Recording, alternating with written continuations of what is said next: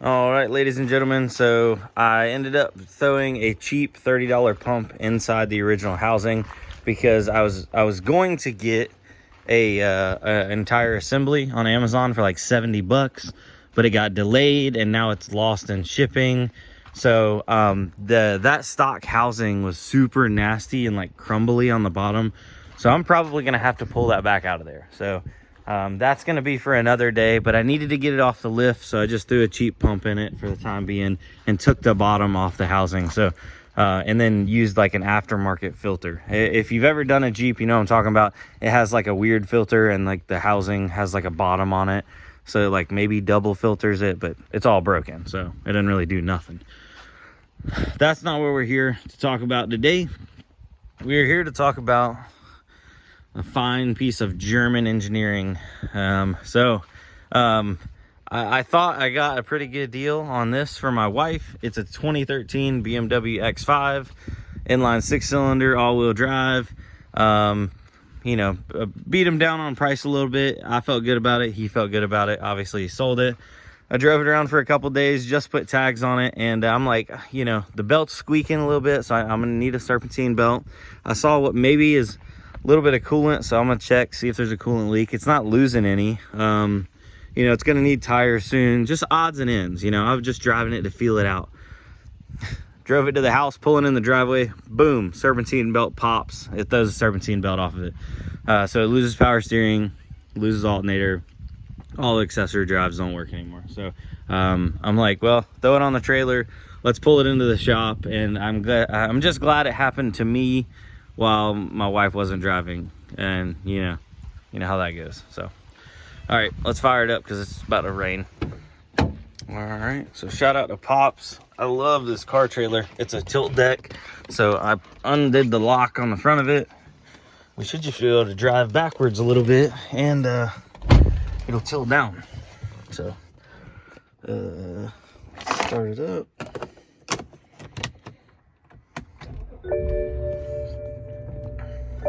It's pretty clean for the well, it's got a bunch of junk in it now because the kids, but for the age on it, I've definitely seen worse. All right, let's see here. Let's put her in reverse. There we go. Oh, okay, we're tilting down.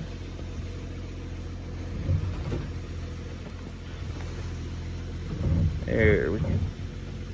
On the ramps.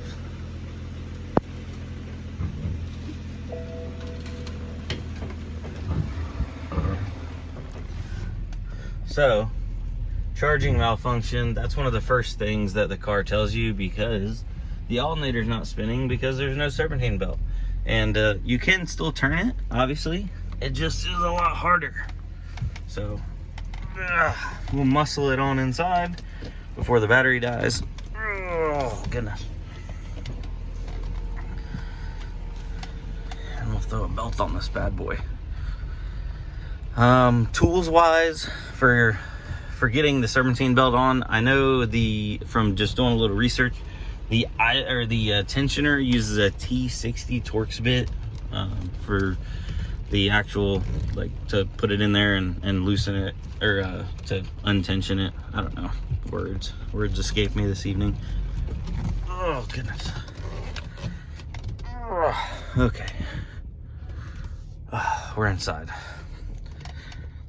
So yeah, if you lose power steering and battery, and I think this is an even drive. I don't know if these have an electric water pump or not, or this is a mechanical water pump, but I imagine you wouldn't want to drive it very far if it throws a serpentine belt.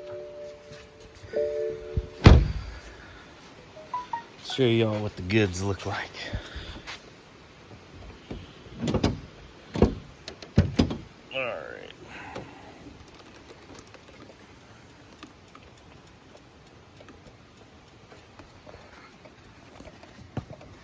So you can see down there, there's pulleys and there's no belt on them. So that's lovely. I know right off the top, everybody takes like this piece off, and then this strut brace off the front. And then some people were saying take the cooling fan off. bear with me for a second. I'm gonna hunt down some tools and start tearing that apart.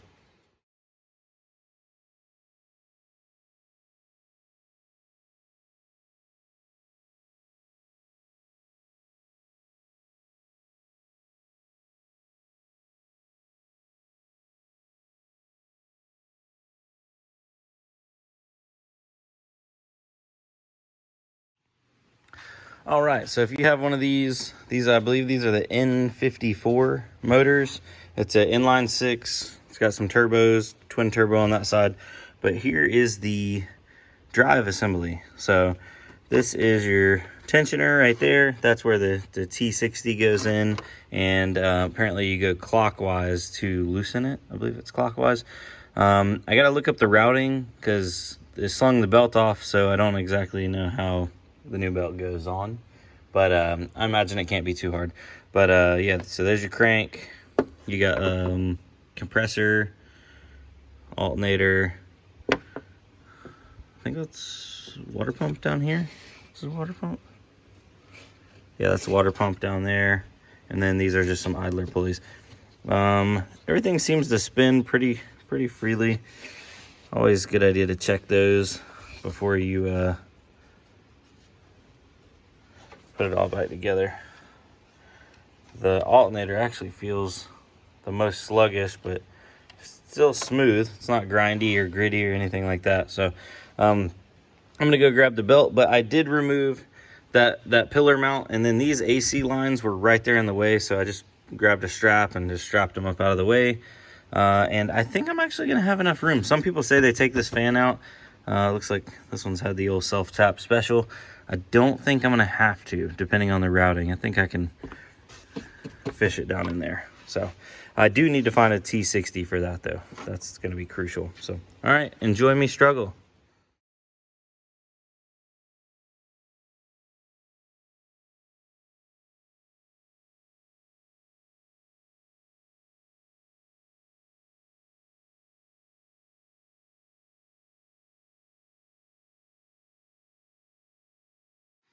All right, so if you got one of these, the trick is make sure you got that T60. You just get that bad boy down in there.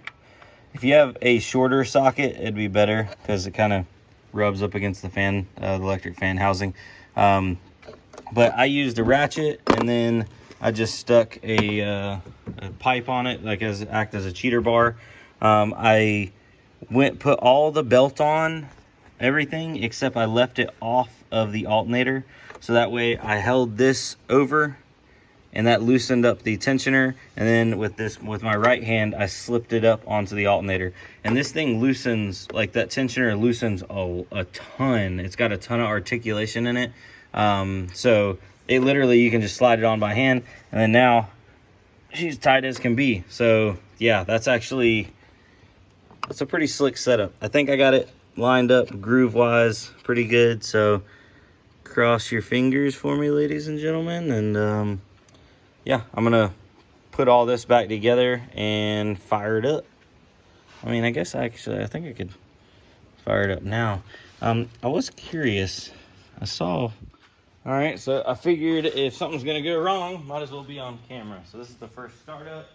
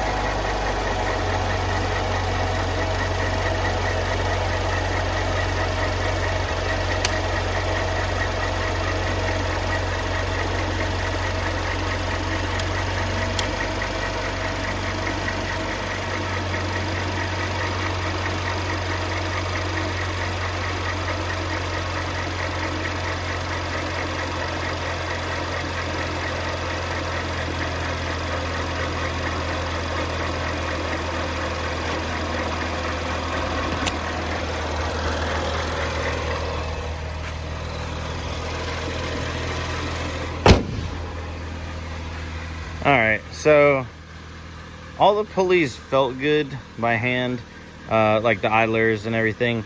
But I notice I hear like a small pulley noise. I don't know if I'm just like being hypersensitive to it because I just replaced it, but I guess it seems smooth.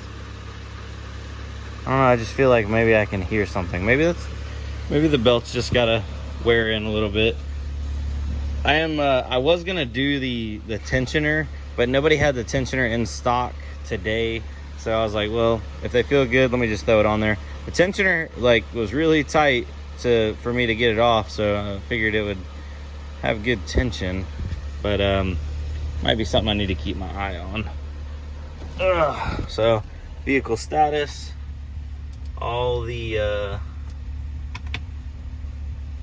systems okay. So those warnings, they went away now. Let's see here.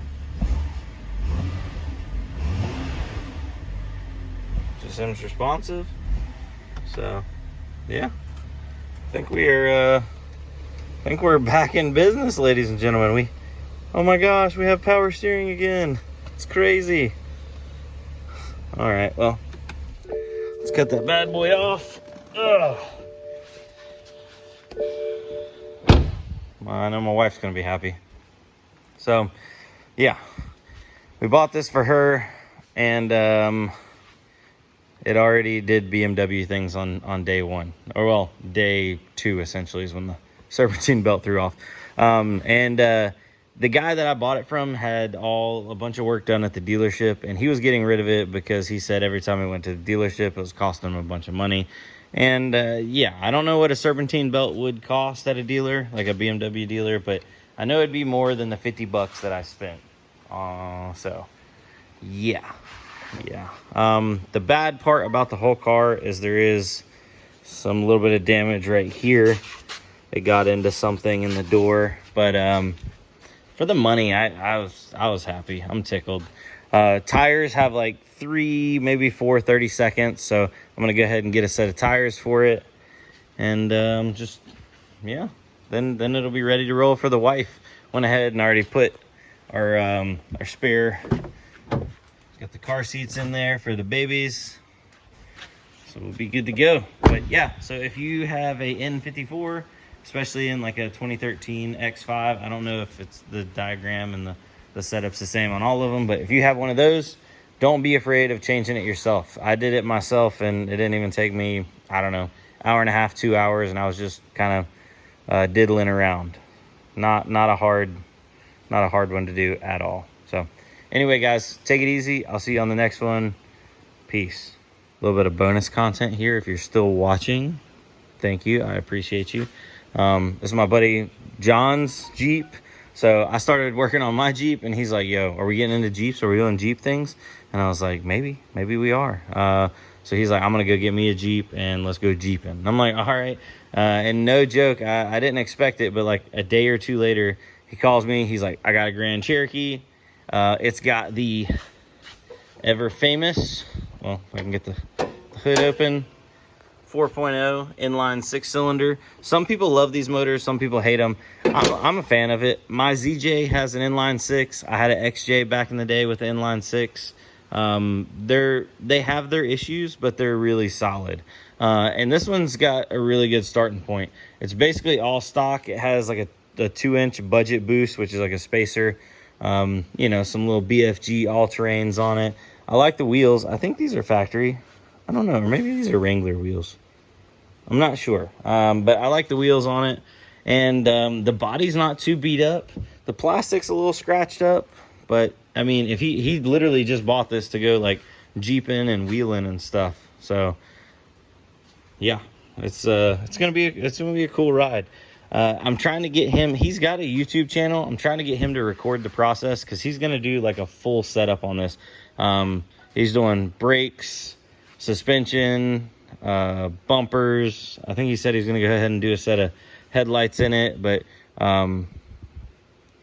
yeah, from like start to finish. So it should end up looking good. And hopefully he'll record content. If he does, I'll drop his link down below in the description. Probably not of this video because he's not done with it yet, but maybe in the future. I don't know. I'll tell you guys when.